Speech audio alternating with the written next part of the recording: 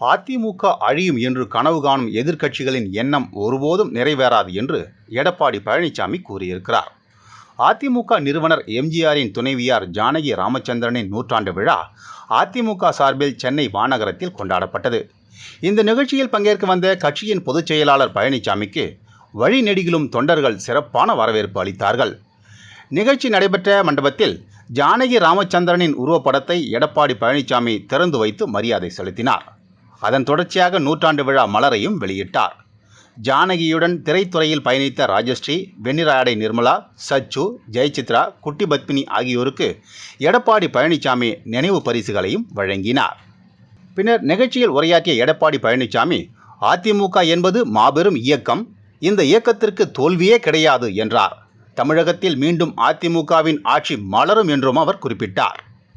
எந்த ஒரு கட்சியும் தொடர்ந்து வெற்றி பெற்ற வரலாறு கிடையாது. எந்த ஒரு கட்சியும் தொடர்ந்து தோல்வியுற்ற வரலாறும் கிடையாது. வெற்றி தோல்வி என்பது மாறி மாறி வந்து கொண்டே இருக்கும். சக்கரம் எப்படி சுழண்டு கொண்டிருக்கின்றதோ அதை போலதான் எல்லா கட்சிகளும் வெற்றியும் தோல்வியும் மாறி மாறி சந்தித்துக் கொண்டிருக்கின்றன. இன்று தினம் பல பேர் பேசுகிறார்கள், அனைத்து இந்திய அண்ணா திராவிட முன்னேற்ற கழகம் தொடர் தோல்வி என்று.